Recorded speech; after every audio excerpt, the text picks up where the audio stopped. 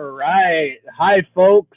Thank you for joining us in the Vermont Wild Kitchen. Usually this time of year, we would be doing cooking seminars like this live. The ramps come up during the springtime, and you can find them under deciduous trees, and they really like that full sunlight in the spring when the leaves aren't out. This is a rear shank, so it came off one of the rear legs. Down here would be the bone that goes to the hoof, and then up here the rest of the leg. This is my favorite part of any fish, is the cheek.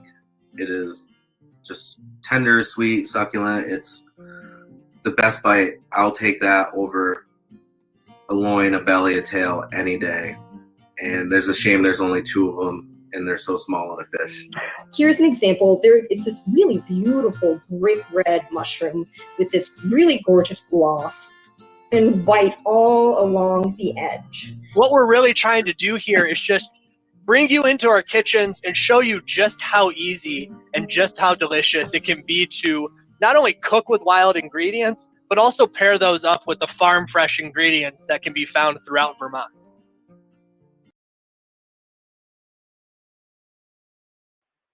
All right. Hi, folks. Thank you for joining us today on a beautiful sunny day. It is so nice to be seeing spring emerge. We're so excited to be doing the Vermont Wild Kitchen Presents the Dawnland Kitchen with Missisquoi Abenaki chef Jessee Lawyer. For folks who have tuned into the past, he is probably a familiar face. And as always, go follow Jessee on Instagram. He is a wonderful follow, putting up some really great content around Abenaki food and just things that he is exploring in the kitchen.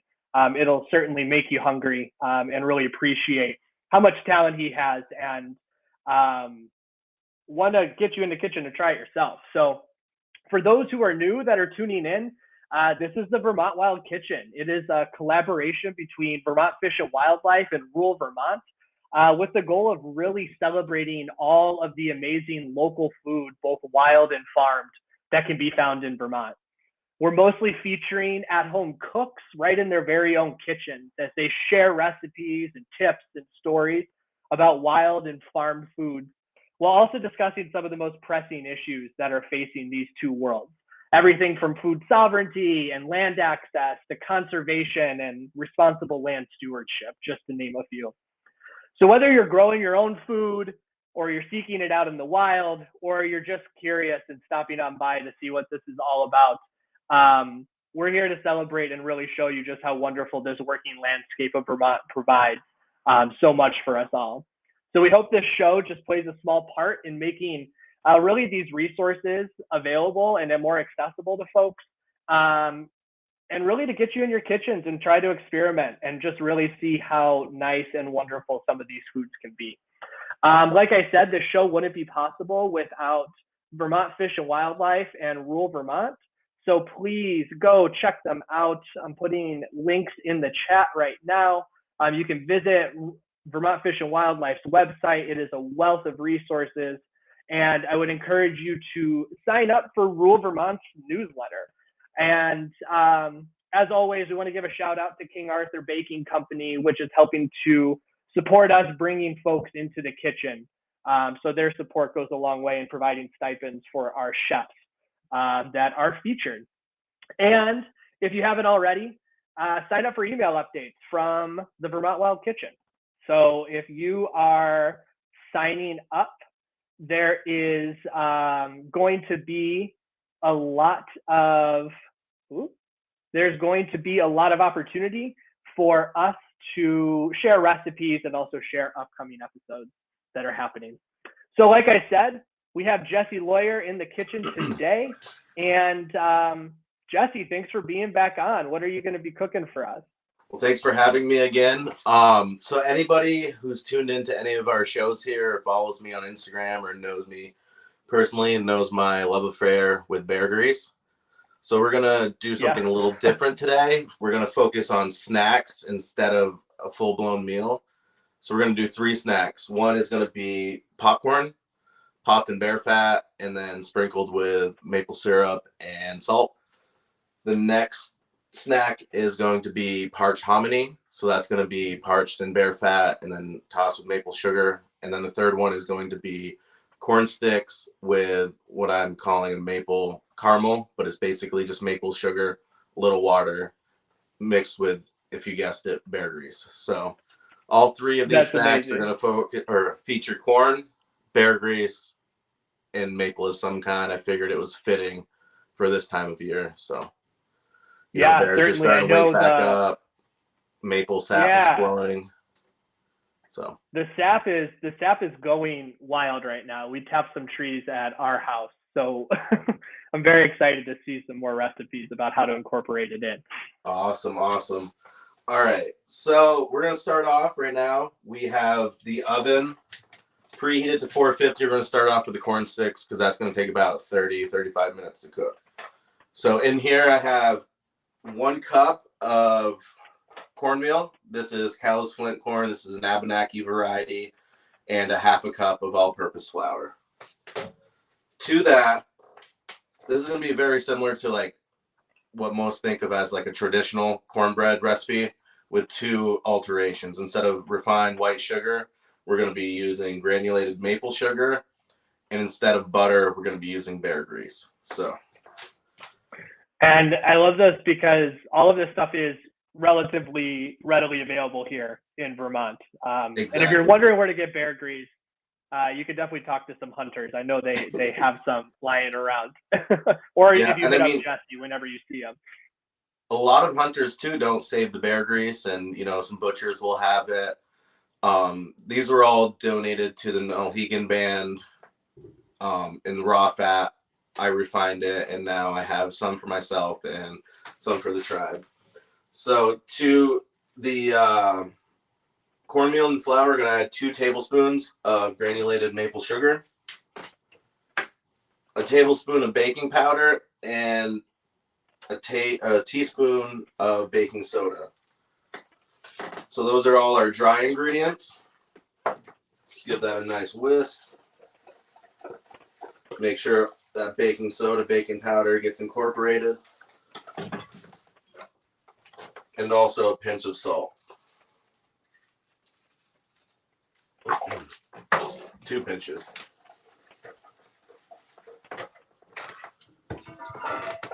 And so for our wet ingredients, we're going to do 1 egg and 1 cup of milk. You can use buttermilk. You can use that if you'd like.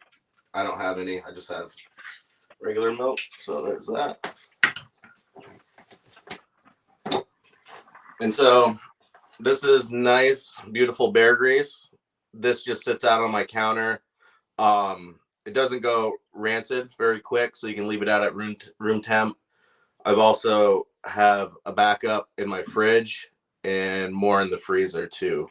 Freezer, it'll keep indefinitely. I think the longest I've had in the fridge was 18 months, and it was still good. Wow.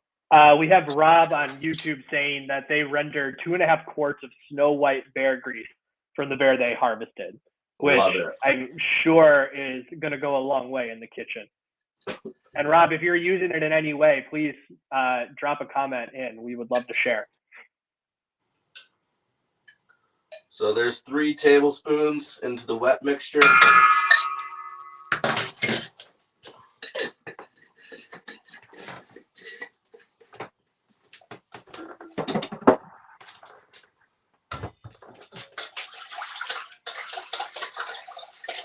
And I love these type of recipes too, because you're going to have these ingredients probably in your cupboard, whether it is callous flint cornmeal or if it's Bob's Red Mill cornmeal, or Nutty Steps, what have you, lying around. A lot of this stuff is going to be accessible, and you can kind of make your own amendments based off of what you find in your cupboard too. Yeah, these are all ingredients that I would say the majority of people have in their pantries. Obviously bear grease might not be one, maple sugar might not be one, but those are substitutes that I've added to make the recipe my own and something I enjoy. So feel free to use butter in place of the bear grease or refined sugar in place of the maple sugar. So I just did a little well in the center. Pour the wet to the dry. just start slowly incorporating. James is curious if the bear grease stays liquid on the counter. Oh yeah, it stays liquid. Yeah. Wonderful. And it really just lasts, Yeah, it lasts almost indefinitely. This is the first year that I've kept it on my counter. I go through it pretty quickly, but usually it just lives in my fridge. And like I said, 18 months was the longest that I've had a piece of bear grease in there. All right. Well, I'm glad that I definitely stopped off for a second, but I think we're still good. So that's a good sign that our systems are in place. Having definitely some internet issues there. But that's wonderful. So it's kind of like olive oil, and it just sits, and you're able to use it whenever. Do you use it in any other type of cooking? I'm sorry, what's that? Do you use it for any other type of cooking as well, or is it just mostly the popcorn or some specific recipe, or can you just fold it into anything? I use it any place I would use butter or oil. So that's Nice. my main. Well, I can't speak so much to baking. I've used it very minimally in baking. I'm not a great baker, but anything that I sear, if I'm doing vegetables or potatoes, that all gets tossed in bear fat. And yeah, I do have olive oil and butter, but those don't get used as much. I use them more for seasoning my cast iron. Like olive oil I use that for seasoning my cast iron. So I love it. All right, so I just again took some bear grease, greased my corn stick pan. And then I'm going to just pour it. And folks are asking, Jessee, what process do you use to render down your bear fat to make the bear grease? Do you just do it on top of your stove, nice and slow, or is there anything special? Just 1 second. Yeah. See, I'm just trying to see if you can actually multitask.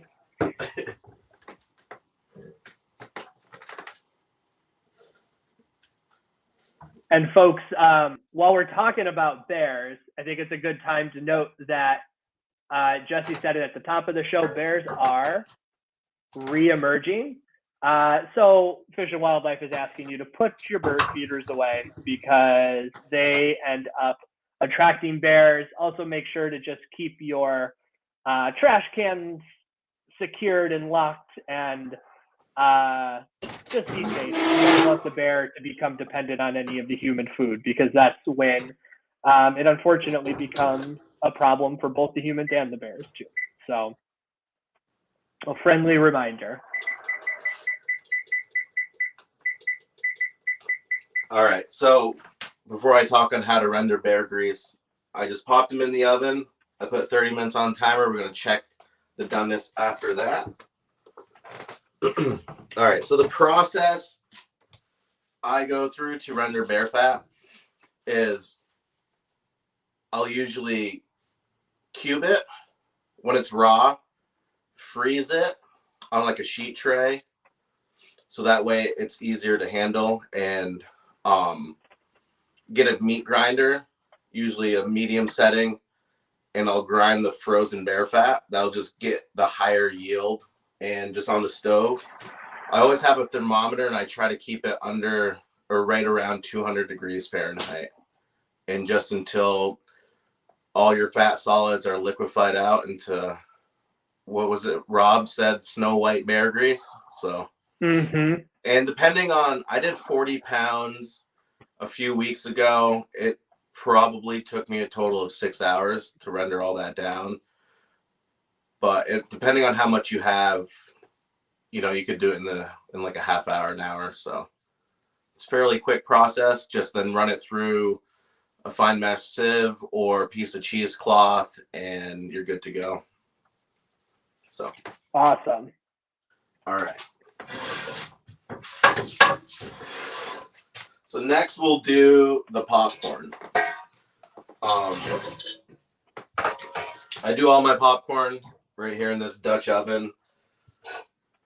I did have a nice lid for it. I let someone borrow it, and it's broken, so we use this stainless lid. Oh no. I prefer glass because you can see what's going on in there. The key too is when you're popping, you want to leave a gap so that steam can escape. Otherwise, you'll end up with soggy popcorn. So that's a pro tip right there. And I actually just used that last night to make popcorn. We had a couple farmers on in February, the farm upstream, Corey and Jake, who are growing popcorn too. So we got 2 episodes with some pro tip popcorn. So definitely, you can find popcorn here in Vermont. It's grown. You know what variety they're growing? You know, I don't know, but I have some in my pantry, and it is this beautiful purple black kernel that just pops a snowy white and is super light and airy and delicious. Nice. So there's probably about a 1/4 cup of bear grease in there. I tend to go on the heavy side because I like when it pops, it almost coats the popcorn like butter would, because there's no butter in this popcorn.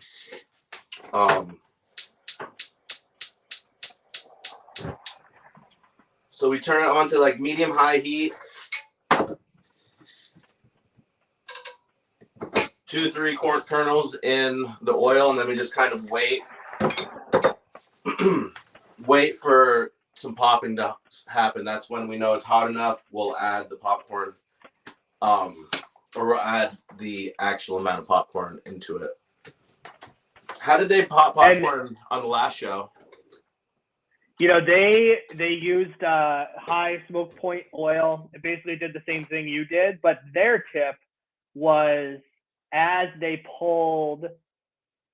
popcorn testers popped, they pulled it off for a couple of seconds as they put the rest of it in and let it coat and get warm before putting it back on the heat. And they said it works really well for popping up like a nice even popcorn kernel. Well, we'll try that next time. Yeah, I feel like popcorn's that thing you just get your old hand at it, depending on what your stove is and how you've been doing it your whole life too. Right, exactly. And so while this is heating up, we're gonna multitask, try not to burn things. So I have in this pan, or this saucepan, a 1/4 cup of granulated sugar. I'm gonna add, I don't know, that's probably like 2 tablespoons of water.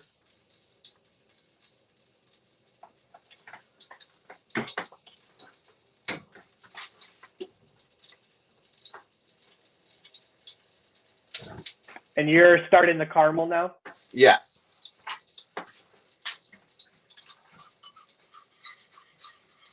And caramel is pretty a simple candy, but it can go wrong so quickly. Yeah, exactly. I don't know how many times we've been trying to make caramel and you either end up with a nice hard piece of candy stuck to the bottom of your pan. So I'm actually going to add some more sugar because I added too much water. I just kind of wanted enough for it to moisten, but I actually made a liquid.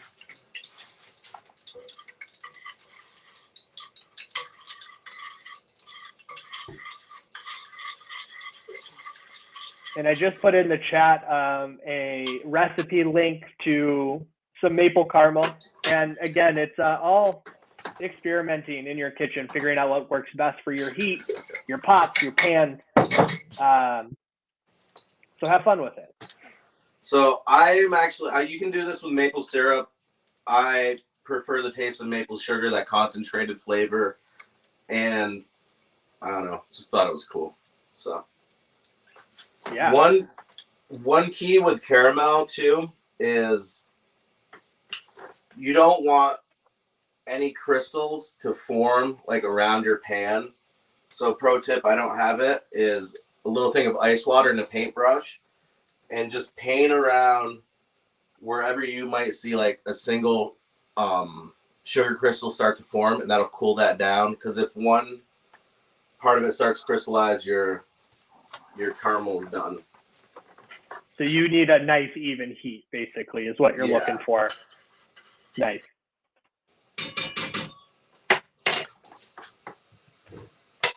There we go.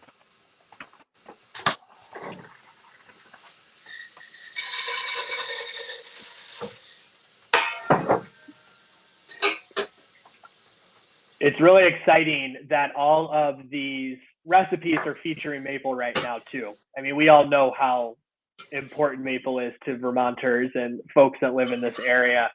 So it's super nice. And, you know, for me too, Jesse, it's like the sign of one of the first spring wild edibles that you can forage and find starting to emerge in the woods. So I know you and I were talking a little bit, but as like the weather starts to turn and things start popping up, just how important it is to make sure that you're kind of doing right by the places that you're finding these foods in too.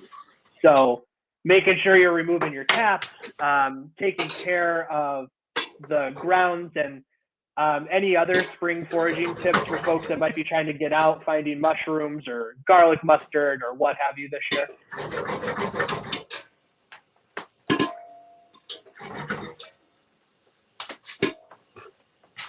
So it's starting to pop. I'm not sure if you can hear it. I'll also add salt at this point and just start agitating it.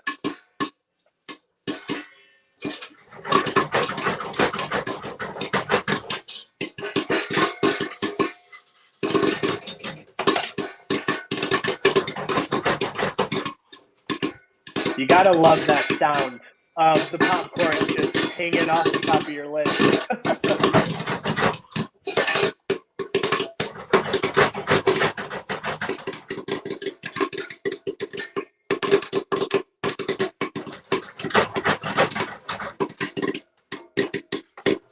We have Rob in the chat that is saying they're making caramel with melted butter and 4 tablespoons of maple as a good way to make some maple caramel too for folks who want to experiment.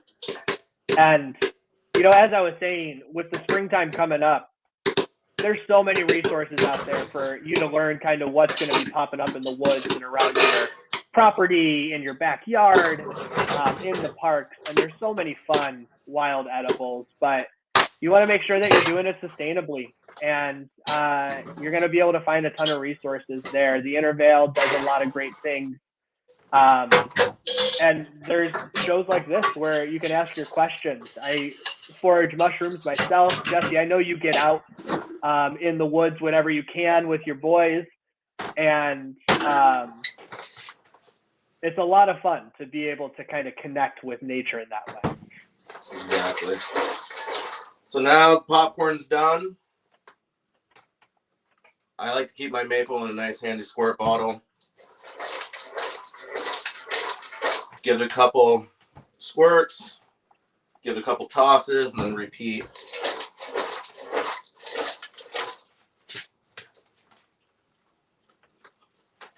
I think I'm going to have to make maple popcorn tonight now that I'm seeing this.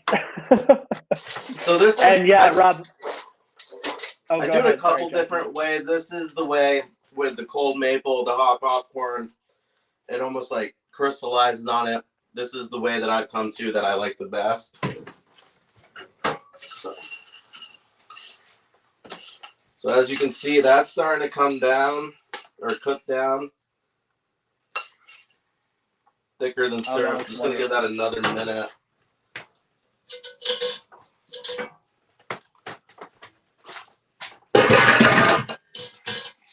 But I know I've done Go ahead. Oh, go ahead. I was going to say the popcorn's super easy. You can even make it outside and camp, or, you know, if you're camping, whatever. It doesn't have to be inside. It's super easy to do. Just about heat control. Yeah. I've done it where I put maple actually in the oil too, and pop the kernels in there. It can be a little finicky though, because sometimes if you put too much, you end up drowning it, and it just becomes hard. That's what, yeah, it kind of like coats the coats the kernel and doesn't pop it. Yeah. It's you got to find that right balance. And yes, Rob, to your question, we are going to do probably a show on fiddleheads. We always tend to have some fun spring forage edibles incorporated into these shows. I think, Jesse, you did one last year featuring fiddleheads from your freezer, actually. I think it was a late season, which was a lot of fun. And, you know, if anybody is curious, you can find all the episodes that we've done over the past, I think, year and a half now, which is wild to think about. But there's a playlist on Vermont Fish and Wildlife's YouTube page. We really go through a lot of different and fun things, from fish to deer to fiddleheads to chicken and everything in between, because I think, as you can see, it's not just all wild, right? We also have some farm fresh ingredients in here, things that are grown right in the land. So it's all a balance that we're trying to show here.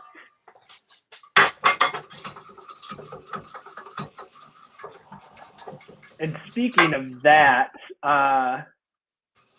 Rural Vermont, who's one of our partners on this show, they are really leading the charge on making sure that our farmers and folks that are homesteading are able to continue to do some on-farm slaughtering. So when they're raising animals, whether it's cows, pigs, what have you, and they're having a small farm action day series on March 24th, where you can go and help ensure that our on-farm slaughter laws are really keeping up the snuff and serving the folks that they're meant to serve to. So definitely check that out if people are interested.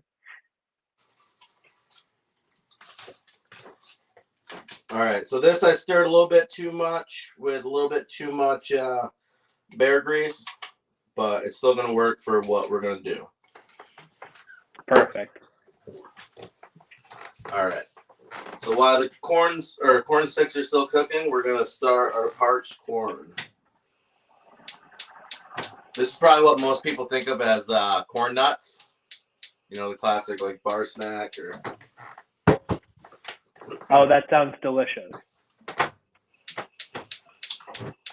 So traditionally, this was like a trail food. It was something lightweight. It held well. It didn't go bad on the trail. That would be eaten. And then settlers also adopted it as well.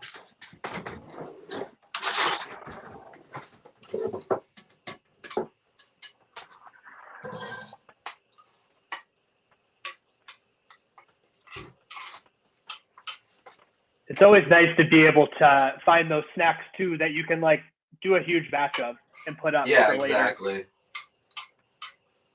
And I mean, I think anybody with kids who are tuning in, you can't beat something a little sweet and salty if you're taking your kids out on a hike or even just like a day walking around. So a perfect little treat. All right. So in the pan, we've got about a tablespoon of bear grease. Right here, we have some dried hominy. This is from Corn Mafia. He's a Mohawk. He makes small batch hominy products, grits and stuff, and then smokes it. This has a really nice flavor. So we're just gonna add this to the bear grease.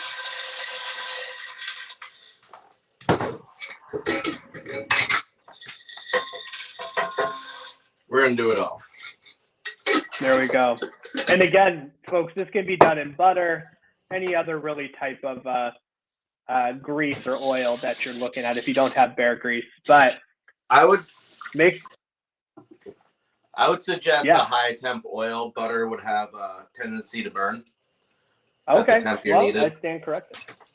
So this is about medium high heat right now.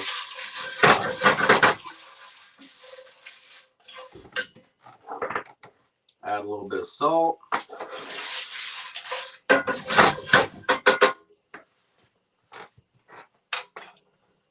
And then we'll just let that cook.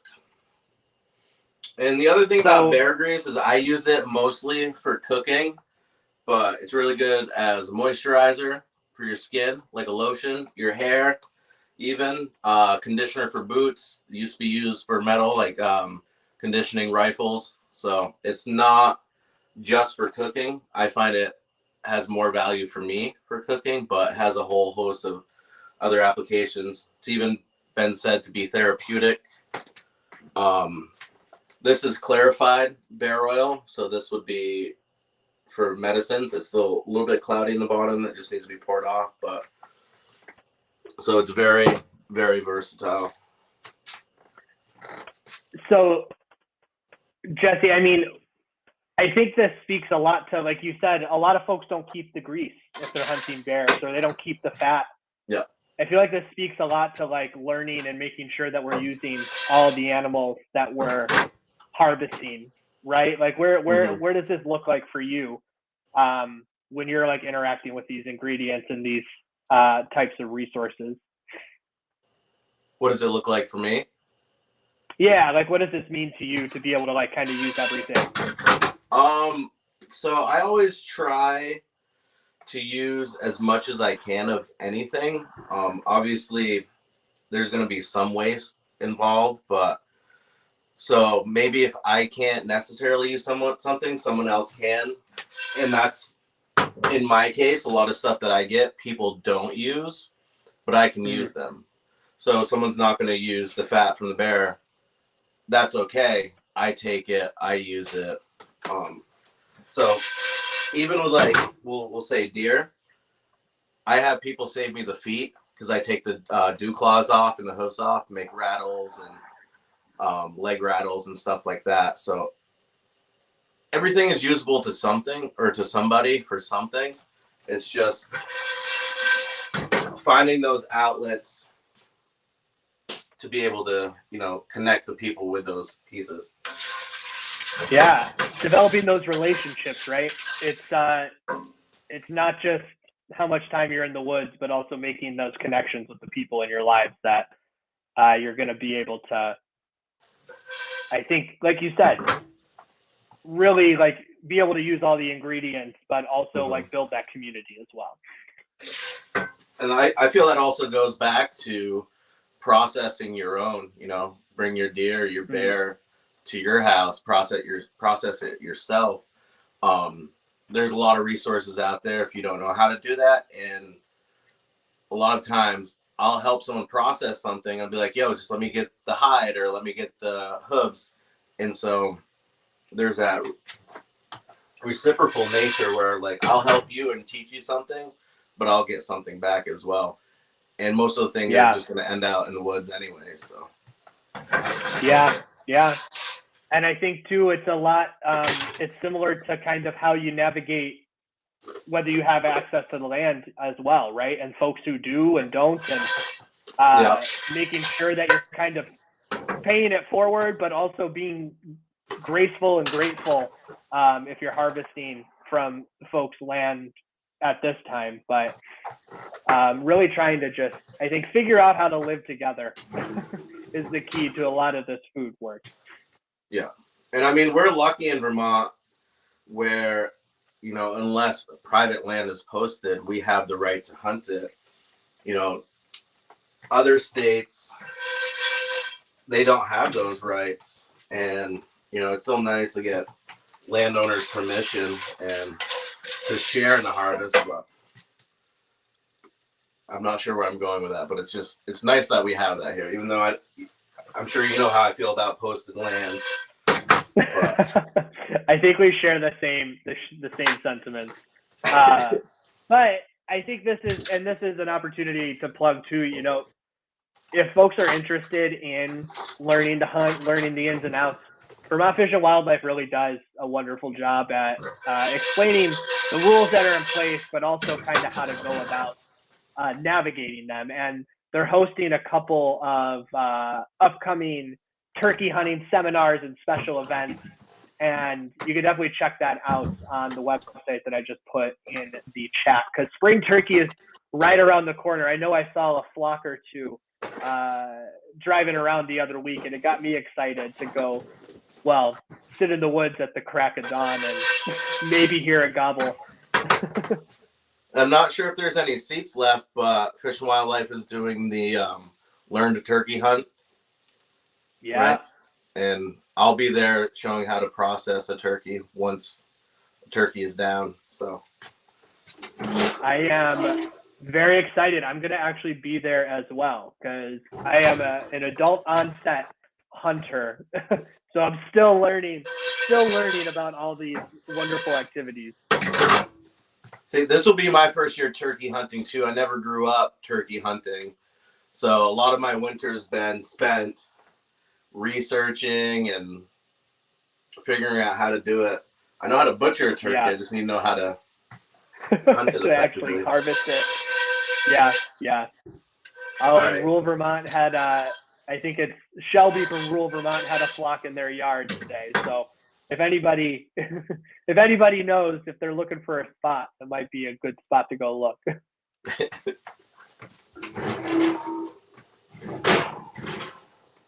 All right. So the corn Jerry's sticks. saying that they love turkey hunting, which I think is a common refrain from those who end up doing it. It becomes an addiction almost, it seems like.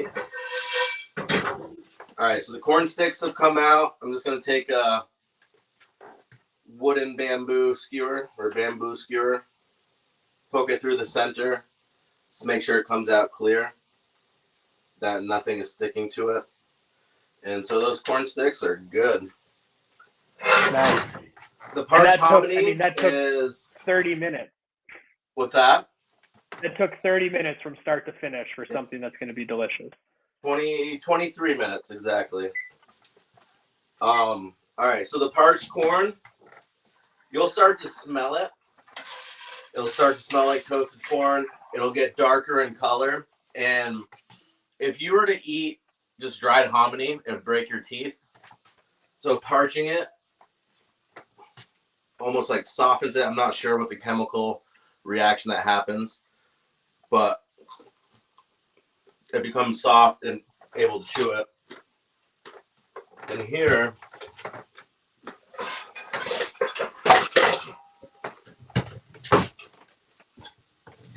just like the popcorn,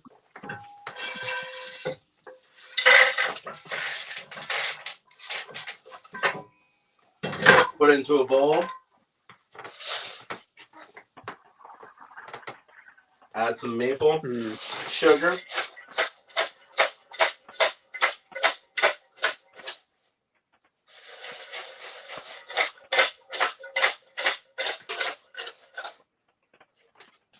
and then nice and coated.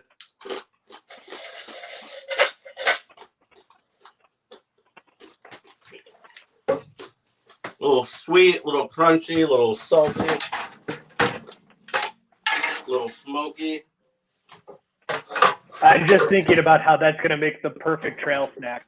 I'm going to be going down to my kitchen after this and probably trying to cook up a batch.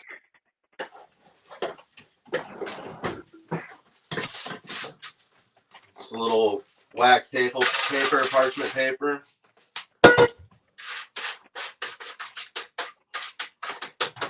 Just spread those out, let them cool, and you're good to go. All right. So the last part of our snack.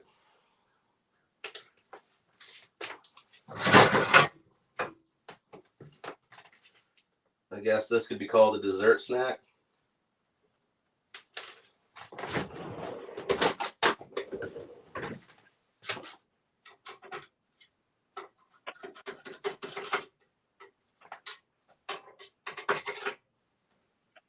Are you proud that you haven't burned anything yet? Juggling What's that? everything. You haven't burned anything yet. You must be proud juggling all of these tasks. I am. I'm proud I didn't burn anything. A little disappointed in my caramel, but we had multiple things going at once, so we'll take it. Yeah. It's actually hard as a rock right now, so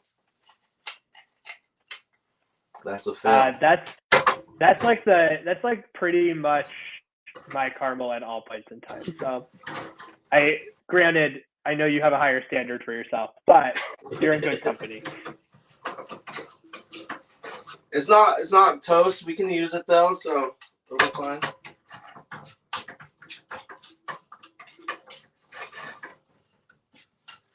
So what we'll do,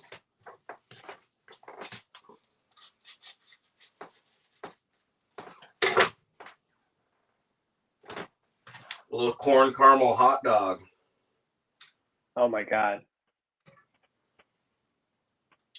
So where I wanted to take these out, put them on a wire rack, glaze them up nicely, just use it like butter, you know? Yeah, that's amazing. And so simple. Mm-hmm. I'm hoping that folks tuning in could just see literally how, not easy, but like simple ingredients, a little bit of time, a little bit of effort, and you get some pretty amazing snacks for yourself, for your family, for your friends.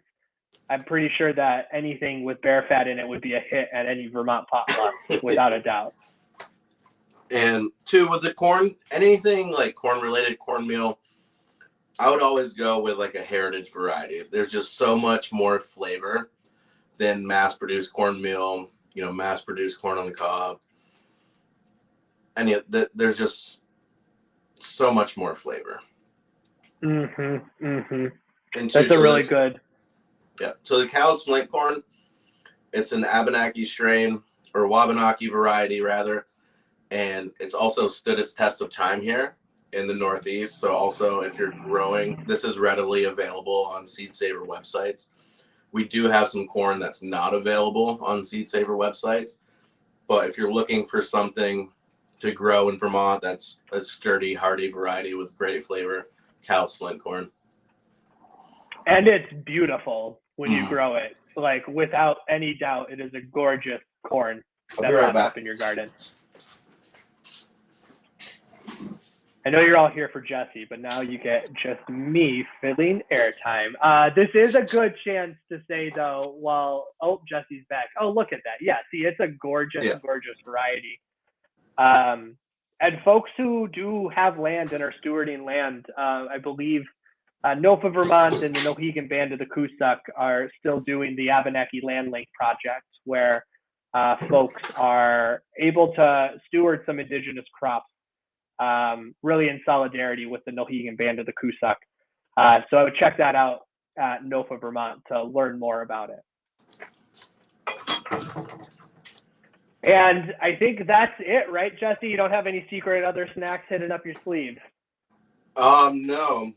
But what I am going to do is I'm going to make caramel the right way and post it on my Instagram and vindicate myself. All right. So that is a great opportunity to plug Jessee's Instagram one more time. You can follow him at the Dawnland Kitchen. Again, a great follow for folks who are interested in food, wild food, and really all the potential that this land that we're on kind of has culinary wise. So with that, folks, I just want to say thank you for joining us. This has been another installment of the Vermont Wild Kitchen Presents the Dawnland Kitchen. Jessee, as always, it is a pleasure to see you in the kitchen and be able to chat with you. It's really been fun to be able to work with you over these past couple of years. And folks, like, don't let the conversation, die. You can follow the Vermont Wild Kitchen on Facebook at Vermont Wild Kitchen. I'm putting a link in the chat right now. And again, sign up for our email updates. You'll get some recipes, events that are happening, and most importantly for our next episode, which is going to be airing on Thursday, April 21st at 5 p.m. So that's the third Thursday of every single month. And with that, I'm going to wish you a good night, and I hope you all are enjoying the wonderful weather, and we'll see you again next month in the Vermont Wild Kitchen. Have a good one.